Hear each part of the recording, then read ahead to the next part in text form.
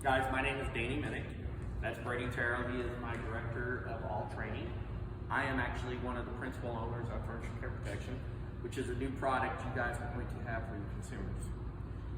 Have you guys been in the furniture business very long? A little bit, not so much for them to do. Okay. Have you ever sold extended warranties before? No. All right, so if you get nothing else out of the meeting today, I want you to make sure you remember this part of the meeting. I'm completely different than any other warranty provider in the furniture industry, as my company does not make $1 more if we deny a claim to your consumer. I charge an admin fee off the top each time you enroll one of your customers in your benefits program. I get an admin fee, the rest of the money goes off to a pool that I cannot touch except to take care of customers. My other competitors out there, Guardsman, Guardian, Montages, Unitors, all those guys have a broken business plan. They make more money if they deny claims to your consumer. So you're at an adverse relationship with those guys. That's how my company started.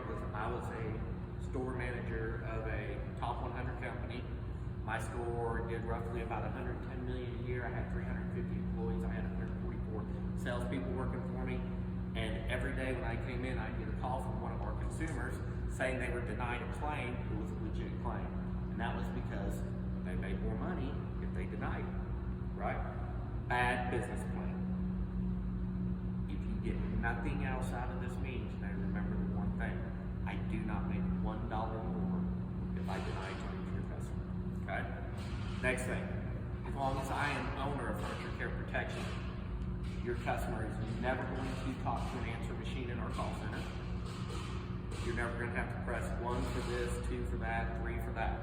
They will talk to a live active voice 24/7, 365 days a year, Monday through Friday. This is what kind of separates us on the customer service side from anybody else in the furniture industry. Monday through Friday from 8 o'clock Central to 7 o'clock Central, we actually have furniture techs in our call center working the claims. From 7 o'clock in the evening till 8 o'clock in the morning, it's our live active call center. They will start to adjudicate the claims, but the next morning when our furniture techs come in, they will actually finish the claim for your consumer. For some reason, I've never understood why some of these warranty guys out there go out and hire $7, $8 an hour people who have never stepped foot in a furniture store to adjudicate the claims. Every time you call, the first thing they tell your customer is we'll send someone out to inspect the product. Well, what's that doing to your consumer? It's taking time out of their day to have somebody walk in their house and look and say, oh, I can't fix that scratch on that table. I'll call back and report. Or I can't get that stain out of that cushion. I'll call back and report to the store. So you sat there and wasted half your day for a guy to come out and look and not know what they're doing. When your customer calls in, 90% of the time, they're going to be able to text us or email us pictures of the product and what's wrong with it while we're on the phone with them. We will diagnose the problem. My guys know if that scratch can be fixed in the house. They know if that stain on that sofa can be fixed. If they know it can't be, we're going to order the part before we send out a tech to your customer's house. We are almost at a one-stop shop, and we're at about an 87% close ratio on one stop, which is very abnormal in our industry, but it's very good for your consumer. Because one thing we understand is no one's got time. Everybody's busy. No one has time to wait for somebody to get there 2 to 3 hours a day to walk in and say they can't fix it. Okay? Stop me from going fast, because I go fast for you guys, because I know you got this. Alright? Next thing. Stefan has given you guys a raise. Brady's going to go over this. This is a warranty program, but we call it a benefits program. We use terms like enroll. Enroll your consumer in your benefits program. Okay? When you sell this, you guys are now going to give yourself a raise. You're going to have a chance of making 10%, 15%, and up to 20%. And they'll go over kind of the price structures on it. The lower tiers are your 10%, the mid tiers are your 15%, the upper tiers are your 20%. I promise you, nobody's not going to buy furniture because you explain the benefits of your program to them. you've got a chance to make a lot more money in this, and you will make a lot more money in this because we're going to stand behind the product. Before we ever deny a claim to your consumer, the principals of your company are going to get an email with the pictures and exactly what your customer said to us before we deny that to your customer. With that being said, don't just tell your customer it covers everything, because you're lying to them. But what it will cover, any accident, Mr. and Mrs. Jones, any accident that happens to that sofa, I promise you we're going to be here to take care of it for you. Not to mention we're going to extend the manufacturer's warranty out to 4 years. In-house. Springs, frames, specs, Brady will go through all that stuff for you guys. This is a true benefits program. Thank you. Brady? Good morning, guys. I'm Brady Terrell. I do training for furniture care protection. I spent 23 years in this business, 15 years working with his old company. He's one that gave me my opportunity whenever I first started doing this. So I'm thankful for everything that takes place with this. My goal when I came in to do this kind of thing is to get everyone to understand that this is not a piece of paper. This is not an extended warranty or not that. This is service that you're selling. My goal is to help you guys take a customer and develop them into a client. You know the difference between a customer and a client? The customer simply walks in the door, the client, what do? They come back. They seek your advice, they seek your protection, they trust you, they refer to you, all that type of stuff. A lot of people just come in here and start trying to sell these things like this, and everybody in society is used to hearing about these things. I was in Texas in a Walmart not too long ago picking up some breakfast for a sales team down there, and I'm walking out and I hear I don't even know what the guy was purchasing actually, but on the red cash register, here's the thing ding, and she goes, would you like that 2-year protection plan on that? And I'm walking, in my mind I go, no. I'm automatically triggered to say no. That's just what I said in my mind. And the guy goes, no, I don't think so. On down the road. We hear about this kind of stuff at Best Buy, Lowe's, Home Depot, everywhere we go we hear about these kinds of things. So a person's perception is the reality. So we have to, and I'm going to ask you a couple other questions here. Do you guys feel that furniture is primarily a want or a need item? Keyword primarily.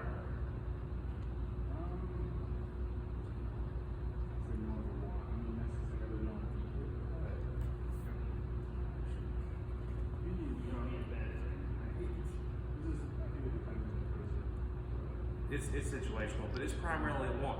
Yeah, there are need situations, fire, flood, tornadoes where we're from, earthquakes, all kinds of things. There are situations where there's a need factor just starting out. But primarily it's a want. That means it's emotional, right? And who is the primary person you're dealing with in the furniture sale? What customer are we dealing with? Who is it? Well, yeah, hopefully. Male, female. Who is it typically? Right. What does she like about the furniture? That's it. And see, I spent 7 years in college and it wasn't to sell furniture, so you guys can probably think about back in the day when you were in high school and college daydreaming about what you wanted to be when you grew up. Furniture sales probably wasn't part of it. It wasn't mine either, so I had to kind of figure this deal out. So when I first started trying to sell furniture, me being a guy, and super analytical, all this kind of stuff. I'm like, hey, this is a great piece of furniture. It's got a double glued, screwed down hardwood frame, 8-way hand tie springs, down blended feathers on top. There's Marshall coils inside that cushion cord. It's great. She's like, she don't give a rip. Took me a little while to figure that out. What she cares about is how it looks. And so when we kind of understand that, we have to figure out, what we have to do to try to build value in something like this. Ben Hogan said the game of golf is played on like a 7-inch string. So your job is to get inside her head and figure out what it is that she has going on. What does she want to do? She's trying to impress the Bunko Club. She might be experiencing some empty nest. Whatever it is, there's figured out. She's got some idea about what this is going to do for her. And it's all emotional. So what we do, in order to build value, we have to use good positive words, which create good positive mental images, which in turn create good positive emotion. And that's what furniture is bought off of. Positive emotions. How does that apply to this right here? Well, when the customer comes walking through the door, what is one of the hardest things to do? Not even there yet. First thing, we walk through the door. What do we do? Think about the sales process. They come walk through the door. What do we have to do from here to there? We got to agree. People think we're liars, vultures, thieves, bird dogs, all kinds of things. They'll come walking in, they'll give the old Heisman Trophy maneuver, put the cell phone out, avoid eye contact. You know, you're standing here like this. Welcome to our store. What project are you working on? They see this. We're fixed to come in, do a single leg take down, pitch on your back, crank some arm bars and your neck chokes. That's what they feel. It's not reality, but their perception is their reality. So we have to understand, they don't trust how stores sells furniture. They don't trust how salespeople in general. It may have been a while since they looked for furniture and they come walking in and they go, that's not burnt orange and brick on. It's linen in light color. This looks like nothing like we have in our house. Oh my gosh, what am I going to do? So you have to be like a marriage counselor, interior designer, babysitter. You got all these different kinds of roles that you have to play as a salesperson. How does this come into play? Well, in Oklahoma, I believe the hourly wage for a bartender or a restaurant, wait staff is like $2.33 an hour, something like that. And like you guys and us, we work nights, holidays, and weekends, right? So we've chosen a career path where we tread water deep into the pool every day. So we come in here and try to figure this all out. So when that customer comes in here, they have all these anxieties, and we have to try to find a way to bring up this concept here. You got to get in with your client. And when you try to take customer development to a client, what you do is you're giving them good information they can use, because you have to separate yourself from the herd. You're doing your consumer a favor when you offer them something like this. There's Oprah, Dave Ramsey, Consumer Reports magazine, everybody says don't buy these sorts of things. Yet, it's about a $17 billion a year business. Why is that? They say that about 62 to 63% of people who are offered something like this will purchase it. And of that 62 to 63%, about 74% think it was money well spent. Why would they? Why would they think it was money well spent?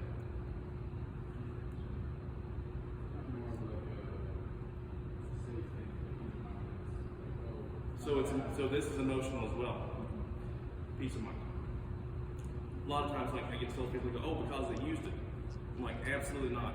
If 75% of people who bought plans like this or bought the insurance of any kind used it, there wouldn't be any insurance companies out there. It's the fear of loss. The fear of loss is a stronger emotion than desire to gain. So if you lead your customer to a good decision, good things happen. Because remember, this is a value-added product, because she loves the way this looks when she comes walking in the store. It's the warm fuzzies. This is a piece of paper. This is an idea. This is a concept. It doesn't have that. You're not going to have anybody, I'm not going to ever say never, but most likely no one's going to walk in and go, "Hey, you have one of those furniture protection plans? I'm interested in one of those." That doesn't happen. They're interested in furniture. So we have to bring this up. That's why you have to know so much more about it, and you have to be able to communicate and get in with your customer, because a sale is made when value exceeds cost. And typically, no one's going to give you very much money for something of little value. So your job as a salesperson actually is to create an emotional attachment to this, similar to what she feels whenever she sees that. That's your job. So it's not about that person that makes $2.33 an hour. They're working nights, holidays, and weekends. Split shifts. They want to be hanging out with their buddies or not. They're working someplace. What is their driving factor? Tips.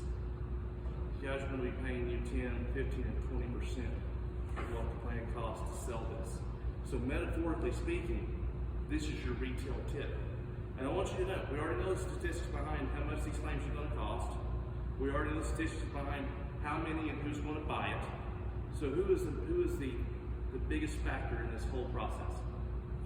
You. It's all about you. If you don't believe in it, probably not sell very much of it. You got to have it here and here, so you can transpose it out there. You guys know who Zig Ziglar is? Heard the name?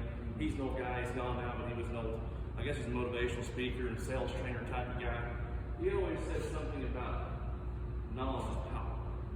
And that's really not it, but I'm going to throw this question out there. Do you guys feel that knowledge is power? It's a loaded question. Where you answer it. Is knowledge power?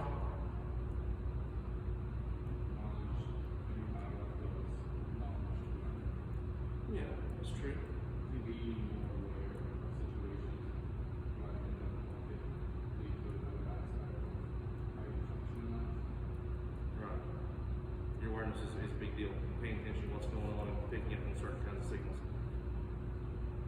Well, Zig says that it's the application of knowledge is where the power lies. Because actually knowledge is kind of an abstract thing, kind of like this document is. It's just something. But if you can't apply knowledge, you really don't have any power. So the application of the knowledge is power. So I'm going to suggest that of all things in here, besides what he's been training you on this stuff here, he was using value building words. I picked up on what separates us apart from the rest of the people out there. What's this called? Live edge? Yeah. Oh, big emotional value building word. And that's what will separate you apart. Because you're not going to go over in town and hear somebody say, this has a live edge. This is dry to 4% moisture. So you know things about your products. That's what the consumer's like. We're looking for that expert. And so when you study this, you can have a conversation with people. Kind of what I do is I teach relationship sales basically, or conversational English, let's say.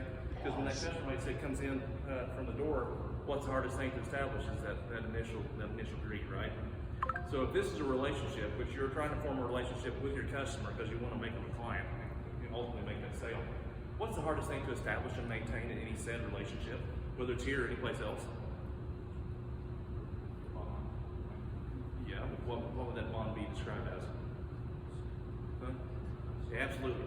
Trust, communication. Fellas, trust me on this. Been there, done that, bought the t-shirt 3 times.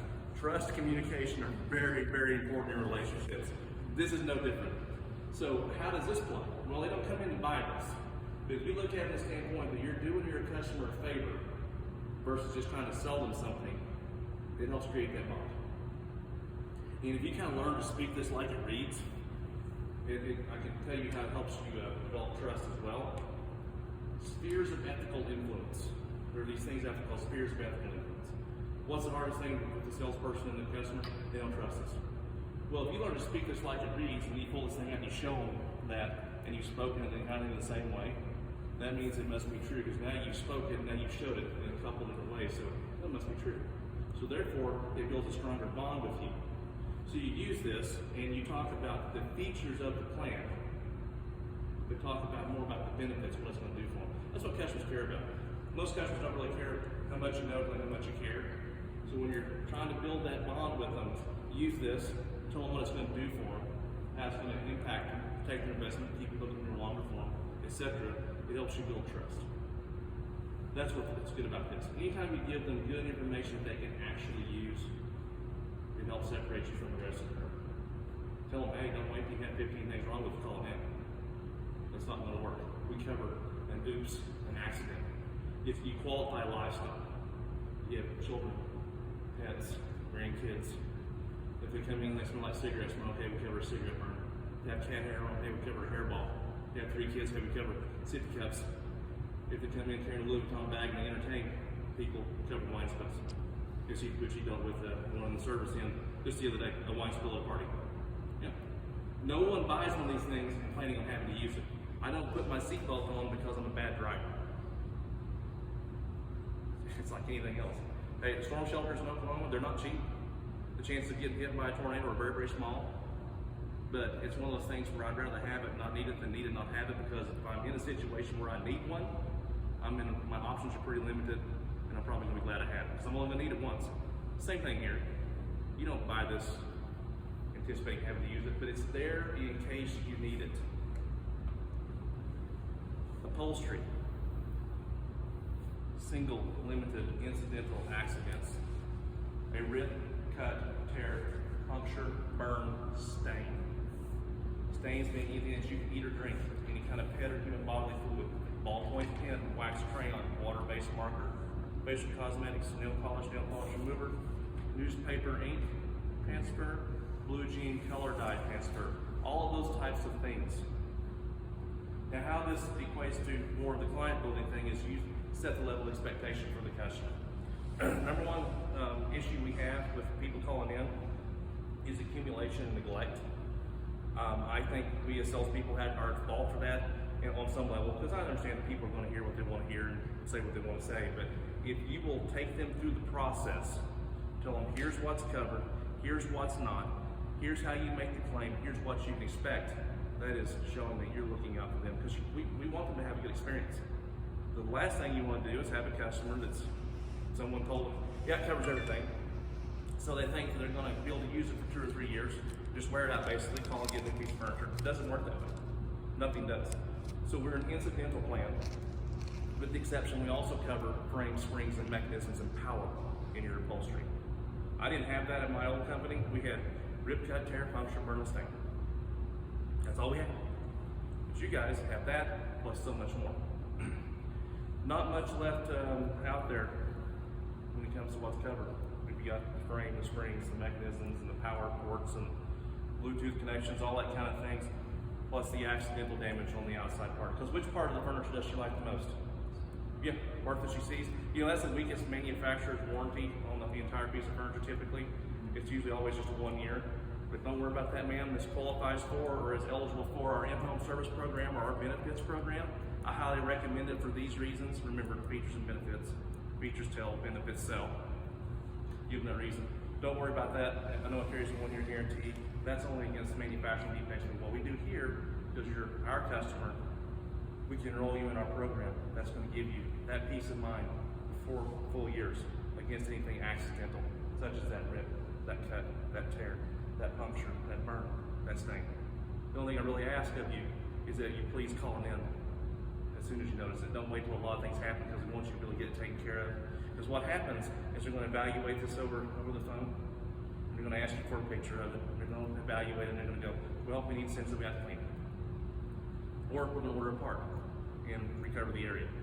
If they can't do that, they're probably going to set it up for an even exchange if we have the same item. If that's not available, what's the other thing we're going to do? We're going to give them credit to come in and pick out something new for 4 full years. And think about this, the difference between some of these other things that are out there. What's the largest investment other than education that a consumer makes in their lifetime? What's the largest investment that a consumer makes? Largest purchase, largest investment. There you go. It's the home. Largest investment is the home. What's the second largest investment? Yep. What do you happen to think third might be? Yeah. Now, do you guys have cars and homes? You have a car. Right, but you carry insurance on your car, right? Not is it because only because the state mandates it or the bank does? It was for a little bit. Right. I know how that is. But typically, we don't want to go without that kind of stuff. I mean, it's such a large investment, we can't afford not to have it insured, right? I was thinking about this one time. I bought my first home in 1996. I am getting older. And I have paid homeowners insurance every month since 1996. And in September of 19, I had my first claim on my homeowners insurance. It was a hailstorm, and I got a new roof out of it. They made me feel guilty, number one.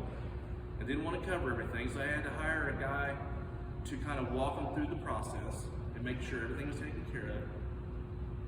And I've been paying them every month since 1996, and it was crazy to go through that experience. The difference here is that you pay for it one time, and basically over the 4-year period, if you break it down to the ridiculous, it's only going to be pennies a month and pennies a day for that same peace of mind that I had to pay for every month since 1996. Pay for it one time. Oh, guess what? No deductibles. I had to come up with a $2,500 deductible as well. No deductibles on this. So think about that when you're talking to these people and they say, nah, I don't think so, we don't need that. Do you carry insurance on your home? Do you carry insurance on your car? They're going to look at you like, yeah, of course, I'm not crazy. Well, this is your third largest investment. Why wouldn't you have that same peace of mind on this that you do on your home and your car? Only it's a lot less money, no deductible, when you pay for it once. That applied knowledge is power thing comes into, you need to know this because you need to have that conversation with the consumer. If you have that applied knowledge, it's going to give you confidence, right? Confidence. Think about confidence for a minute. What does confidence cancel out or negate? Fear. Exactly. What do we fear most in relationships? What do we fear hearing?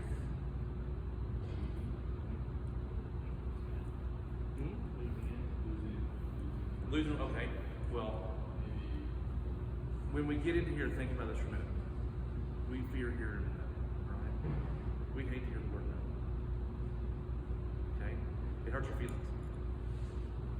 We hate rejection. The more confidence you have, the less fear of that rejection and hearing that word no that you're going to have. And that's what you have to understand. You realize that the average sale, no matter what you're selling, is closing about 4 attempts. You have to be able to take 4 no's. How can you take 4 no's on something like this? You got to know it backwards and forwards. You don't have to know this so much over here, this upholstery, because she looks at it and goes, oh, I love it. It's beautiful. I got to have it. You got to have the knowledge on here to have enough confidence to figure out why are they saying no. So you have to believe it, number one. You got to bring it up early. You got to bring it up often.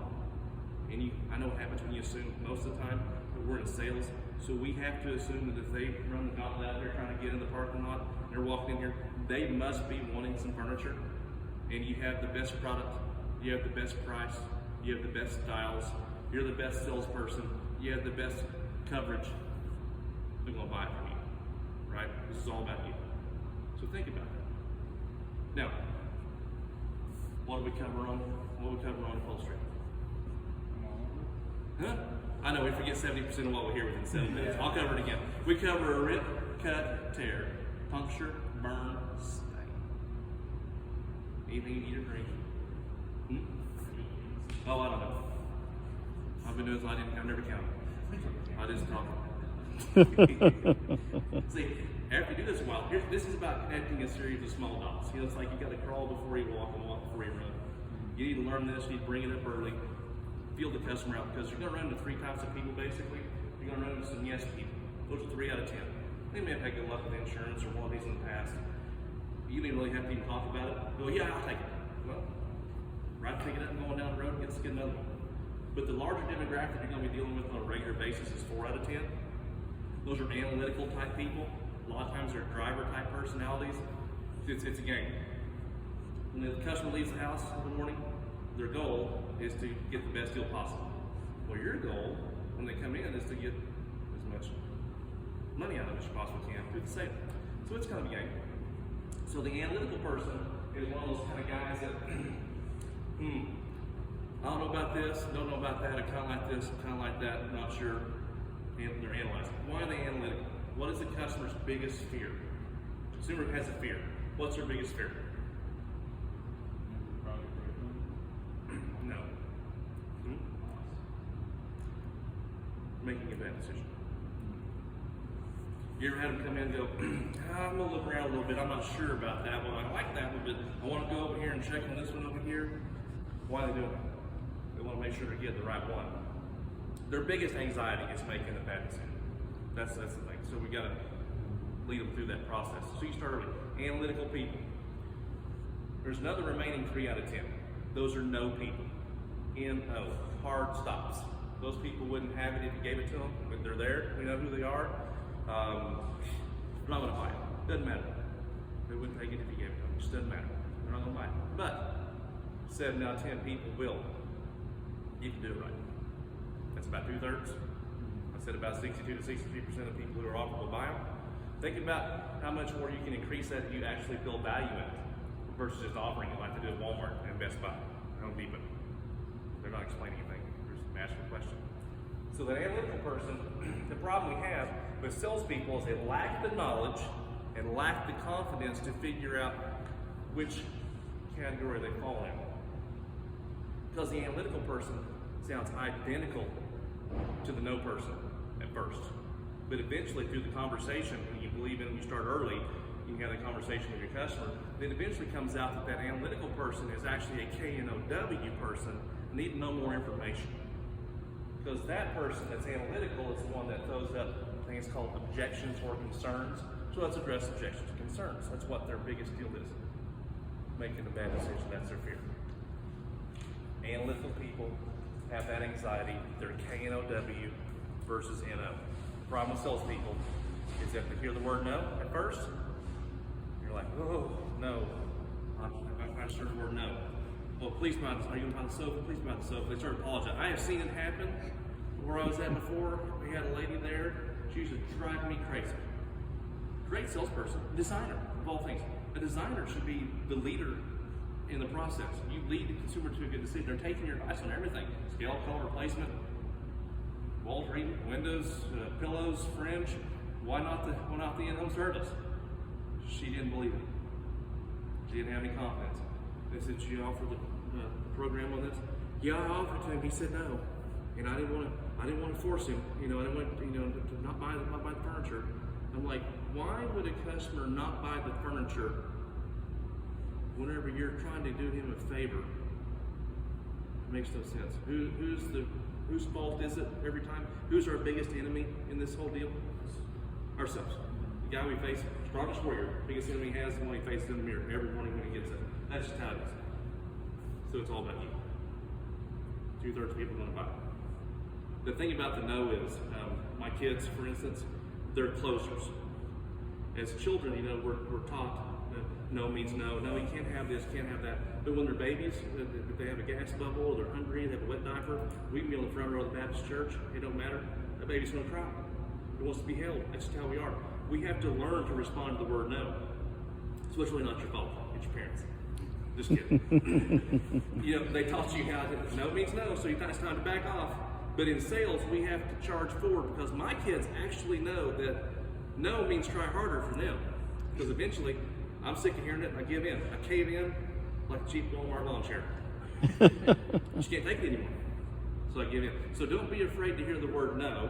And when you hear the word no, ask better questions, because you already know all about this, and you have enough confidence. You go, what is the concern? Did I say something wrong? Have you had a bad experience in the past? Find out what it is.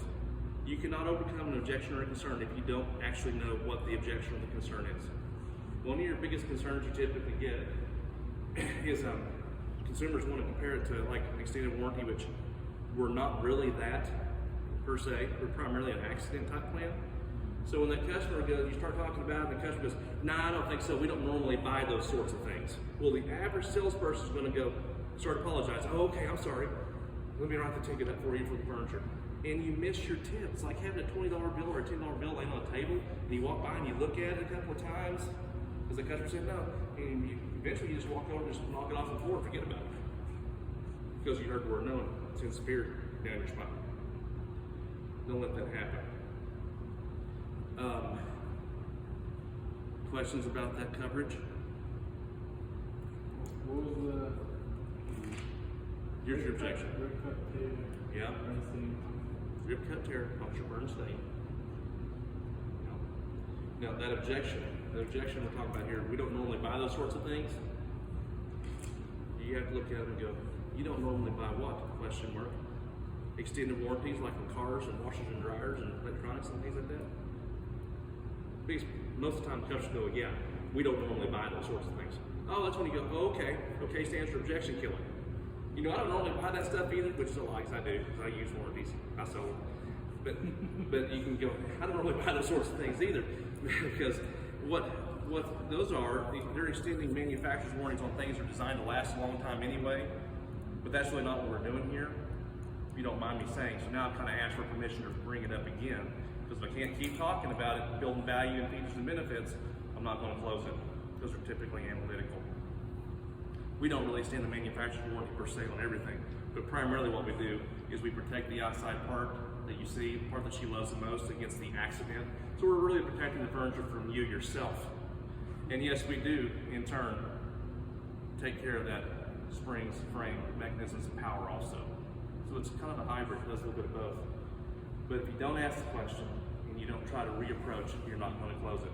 And just like in all of biology, closed mouths don't get fed. The biggest issue you have with salespeople, or I have with salespeople, is they don't even bring it up. Because the unpardonable sin of sales is what I call role reversal, where we shop with our own wallets versus theirs. That's not our job. Our job is to build value in what the company has to offer through the features and benefits, and let that consumer make a good decision. I was in charge of having to do remedial school, where I was at before, which was basically more like punishment to me. I lived outside of Oklahoma City, and I'd have to get up and drive to Tulsa, Oklahoma, which is about 100 miles, to get a 7:30 meeting for people who fell below their goal. And this gentleman walked in one day. I got there at 7:30. to get ready for this meeting. They come strolling in like, just typical sort of their man. They have to come into the meeting. And the guy is so big that he darkens the door. He comes in, he has to almost turn sideways to get in. He's a huge man, big guy. He walks up to me, and I'm not very big. I'm not very tall. At least I'm wide, but I need to be stretched out this way a little bit more. But he looks at me and goes, I can't do this anymore. I'm like, you can't do what? He goes, I can't sell this stuff anymore. I'm like, well, what's going on? He goes, I push, and no one's buying it. And I finally go, first thing I want you to do is I want you to stop doing that. He said, stop doing what? I said, I want you to stop pushing. I don't want you to push, I don't want you to pitch. I said, that's not how this works. I said, who do you deal with most of the time? Is it women most of the time involved in the sale? He goes, yeah, it is. I said, okay. I said, do you ever have people buy it and then when they get home they call back and cancel it? He goes, yeah, I do it all the time. I'm sick of it. I said, you got to think about things for a minute. Body language, posture, and tone. How you communicate with people. I said, don't take offense to this. I mean, the guy's hands are big as cast iron skillets. He's just a huge guy. I said, don't take offense to this, but you're a pretty big fellow. I said, you might be a little bit intimidating to some people. I'm not blessed like you are with that height and size, but what I want you to do is if you got a couple or a lady in a living room setting, I want you to sit down and have a conversation with them more eye to eye. It's all about the change. And instead of pushing them and pitching them, I want you to lead them. I want you to lead them to a good buying decision. That's what I want you to do. And you do that through that feature and benefit. The primarily it's about benefits. What's it going to do for them?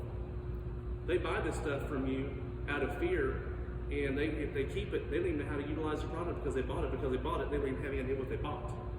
You want them to be able to use it if they need it, because what the protection is, our in-home service program, our benefits plan, it's peace of mind and it's recourse. You guys know what the word recourse is?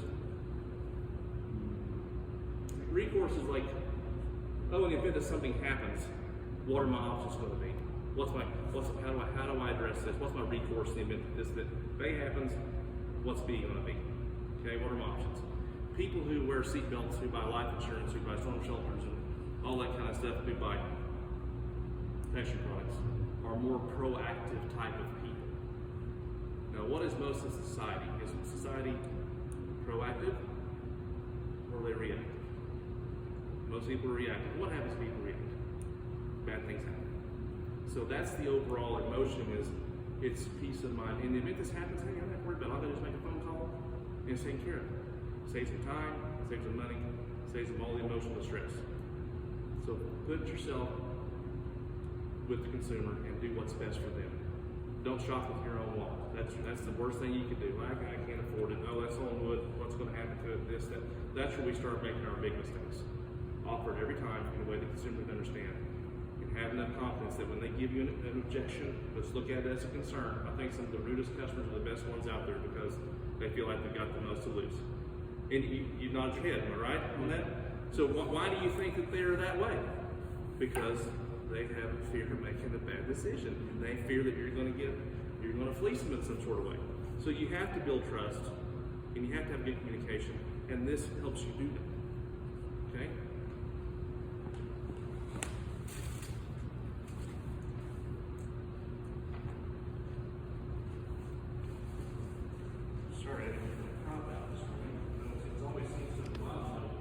It's a great prop.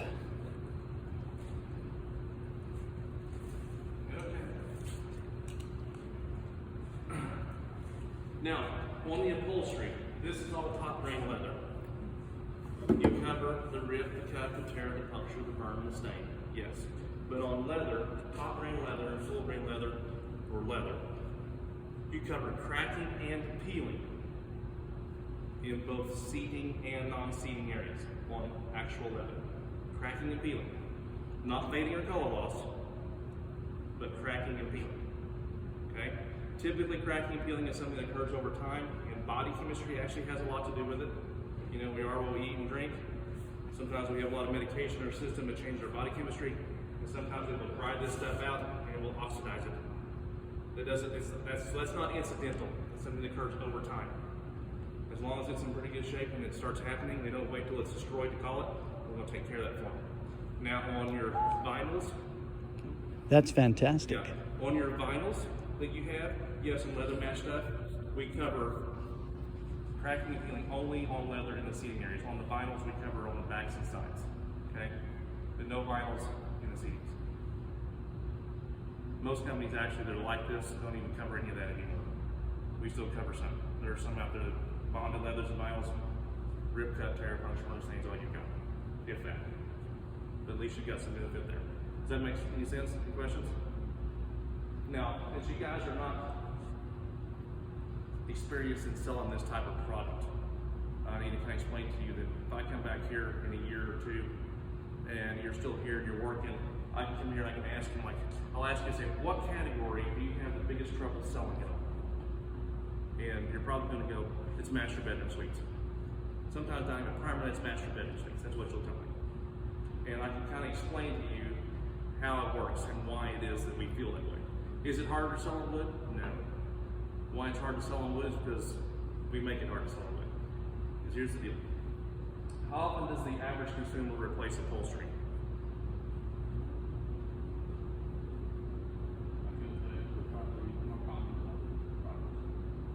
It's say 4 to 7 years.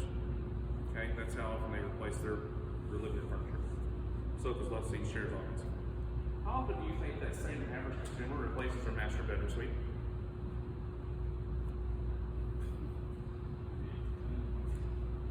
Once or twice in their life on the average. My parents were married 63 years.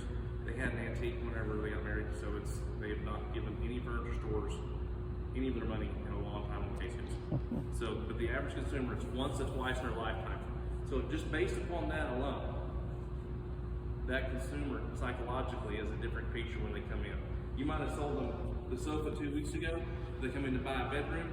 They're going to shop you harder, longer, compare more styles, colors, features, benefits, and everything else because they've had that last one for 25 years if they're middle-aged.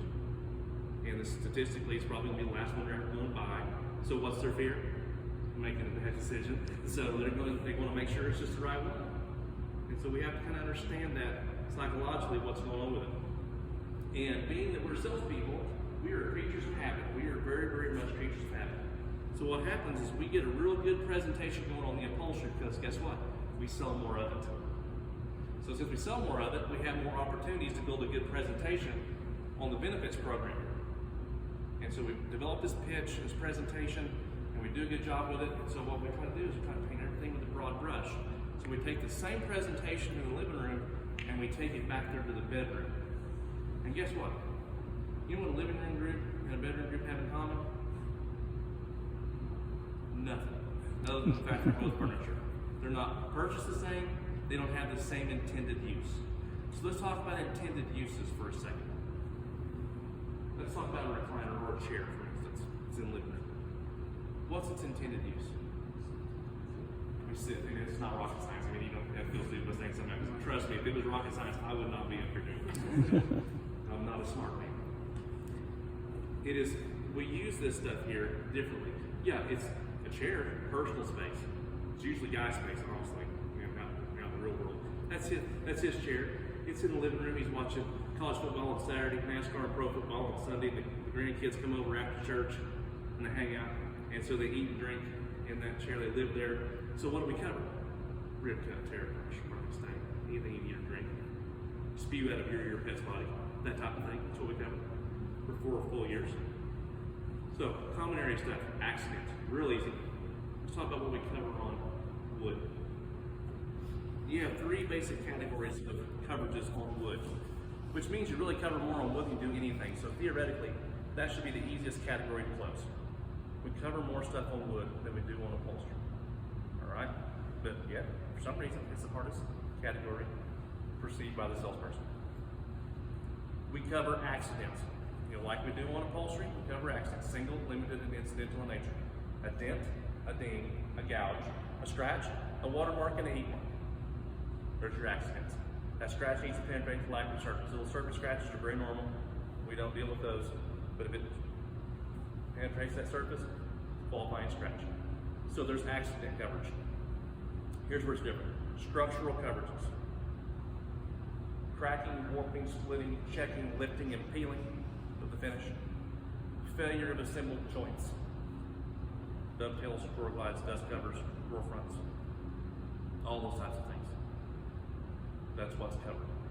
Here's the third thing that's covered: fading from the sun. This is an arid environment, isn't it? A little more dry, a little more sun-rich in summertime. We cover sun fading on wood products, not upholstery, not leather, but on wood. Yes, we cover fading from the sun. So basically, what you have is a primary, secondary, and tertiary presentation. And based upon how where the furniture is used in the home in order to build value, you're going to have to tailor your presentation. So when you walk into the bedroom, you go, okay, I need to get my tip. I'm working a late shift tonight. I need a little extra money. I got something going on this weekend. What can I do to build value on this product over here?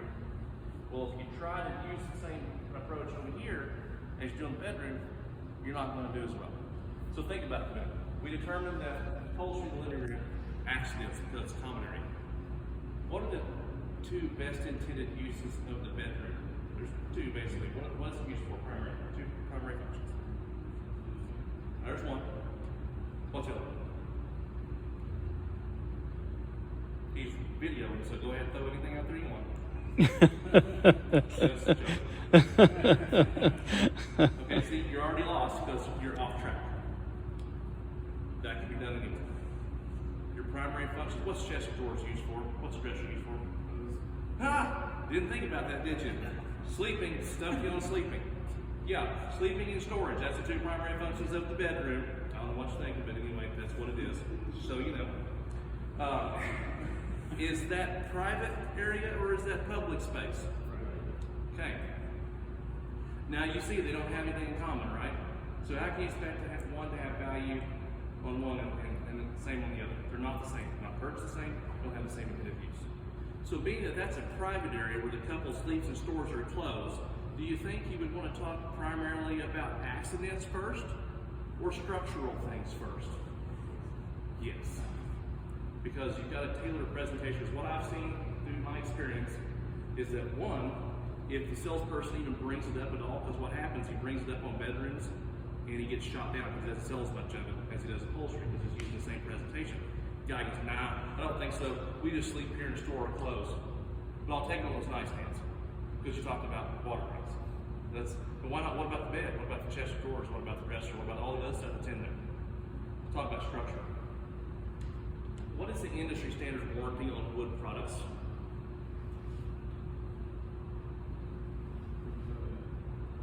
It's 1 year. 1 year, yep, 1 year. What does that 1 year warranty cover typically? Manufacturing defects. You know, there's a lot of gray areas when it comes to manufacturing defects. It's kind of like what we really decide to be. See, those kind of warranties are actually designed to protect them, not the consumer. That's an adversarial relationship. What we cover is designed to protect the consumer, not necessarily the manufacturer. So now you're on their side, consumer wins. The reason manufacturers put 1 year guarantees on wood product, and just this is my opinion from my experience, that I believe that they feel the best that thing's going to be typically is that first year of manufacture. And after it gets in the home, it has to get used to its environment and acclimate. Most of that stuff is made overseas, which means that stuff is not from there. It's like when I came this morning, I had to take some Flonase and an allergy pill. There's something in there, I'm getting a little bit sniffly and, you know, my eyes watering a little bit. There's something in the air out here that I'm not used to. If I stayed here long enough, I would get used to it and it wouldn't be quite so bad. I'm not from here. Guys especially are this way. They like to compare things. Well, their third largest investment is the furniture. They like to compare it to their second largest investment, which is the car. They'll go, if I'm buying the good stuff, why do I need one of those benefits programs? Why do I need that in-home service program? Well, sir, because it's not like a car that's made of glass, rubber, steel, and plastic, precisionally engineered and manufactured and mass-produced for the outdoor elements. This is like we are. Except it used to be alive, now it's not. And it's not from here. And it's made one at a time by hand, more like a piece of art. So you are buying very great quality, but there are things that can inherently happen because of what it is. So it doesn't matter how much you pay for it, where you buy it, or who makes it. The common denominators throughout the entire industry is typically 1 year warranty, and they're all made of wood. This ring here, this one was made probably about 1970. Not made of wood. No. Me, I'm retaining moisture this morning, so I'm kind of swelling a little bit. So it gets kind of tight on my finger. But if it's real cold and dry, it gets real loose and falls off. I'm porous. We are porous in nature. We have respiration and circulation working for us to tell us how we feel. This no longer does. So the expansion and contraction aspect is what it boils down to. A lot of people don't think about that. Why do joints fail? Why do finishes lift and peel? Why do they crack? Typically because they're not stable enough in this air and it affects them. You know, it takes this tree, this piece of wood, this tree that's right here. It will take you 2 to 3 years to figure out, hey, I'm no longer an acacia tree. Right. I am now a table with a live edge. Okay? It takes a while to figure that out. Nothing to do with quality, it's just the fact of what it's made of. And so when you explain that to people, it's like, look, we don't anticipate anything to happen to it, but in the event that it does, here's what I can do for you. Here's your recourse. Because what's the customer's option is going to be if it's past the manufacturer's warranty in year 2 and 3, when most things actually occur? What's their option going to be? Who are they going to be mad at when they call in? Hey, it's got a crack in it. It's got a split. It's peeling. It's warped. It's something going on with it. Who are they going to blame? They're going to blame you. They don't care about the manufacturer. They bought it from you. You're the one that took their money. And it's your fault because you didn't tell them about the in-home service program, the benefits program, or you didn't give them enough value to make a good decision, and now they're chewing on you about it. Nobody wants that. So you lead them to a good decision. So in bedroom, we talk about all things structural and say, look, this is a great piece of furniture, however, here's what can happen. I always ask them a couple of questions when I'm qualifying them. Are you going to keep this a while? When it comes to bedrooms. Diagram's kind of the same way. Statistically, yeah, they probably are. And when it comes to the bedroom, I'm going to say, is there carpet in the room? You guys have carpet in your bedrooms typically, right? Yeah, you might have wood floors or cement or tile or something like that in the hard areas, but in the soft zones where the beds and stuff are, typically it's a softer environment, so you've got carpet. Well, this is a piece of fabric over cement, basically, so it's not like the home. In the home, your carpet's going to have a foam pad, right? It's going to have carpet over the top, and it's going to have some plushness to it, spongy. You ever seen one of these things? What is it? It's a slender support leg is what this is. This is not actually what's covered, what the rail systems are, but this is what causes the problem with the rail system. Your number one claim in wood in bedrooms is typically rail breakage, and it has to do with this thing right here. See, he's already given you all these buzzwords to talk about hardness and what these things are called, these value building words, these emotional words here. Now you're going to talk about proper maintenance. You're going to have this well? Yes. Is your carpet room? Yes. Well, great. Let me show you this and tell you how to properly maintain this. Because we got to get it through that first 2 or 3 years in order for it to last another 25. Because after about 3 or 4 years, and it's actually 2 and 3, it acclimates, and as long as you don't move it to another ecological zone or something like that, it will last a long, long time. Because it gets used to the environment. So, I show them this thing under there. The average queen size bed that's out there will have 3 slat boards about this wide, about this thick. And they're flexible. You screw this up into the middle there. They're going to have one slat board at the head, one in the middle, one at the foot. And when the people get in the bed, this is pushing down. When they turn over, get up, doing like this. Over time, what is that doing to that carpet and that foam pad? Yeah, it's causing some compression, right? No one ever thinks about that. Show that to your customer. What you do is you get on there when you're showing them the dovetails, you're showing them the drawer glides, you're showing them all the dust covers, you're showing them how this is all put together, you're qualifying and building value in your case piece. You go, look, in about 6 months, you're going to want to go in there and want to adjust that to compensate for that compression that's taking place, and then screw that a little bit. And then about 6 months after that, you're going to want to do it again. And they're going to look at you like you're absolutely crazy. Because no one's going to do that. But that's what they should do. You know, if you buy a Mercedes or a Lexus or a Maserati or whatever else, it doesn't matter what kind of car it is, high end, low end, middle end, you're still going to change oil and tires and brake pads and fluids and stuff. Well, let me tell you how to properly maintain this. And you look at it and go, I know you're not going to do this, you're not going to remember it, but I'm just telling you, if you don't do that, you run a very high risk of that lip breaking off on the inside, that rail on one side or the other. Guess when that normally takes place? After that first year. So when that happens, what's their recourse? Unless they have the in-home service program or the benefits program, they don't really have any. In the world of imports, unless they can order that, they're not going to be able to fix it. He's going to be stuck trying to figure out, can I put some cinder blocks under it? Can I use masking tape and baling wire? How can I prop this thing and make it back whole again? And well, his girlfriend and wife shooting him out the whole time. It's a problem for him. It's a big investment, and that's what happens. If that happens, what are we going to do for it? Chances are we're going to want to get it in the bed because you can't fix that usually. The parts are hard to get.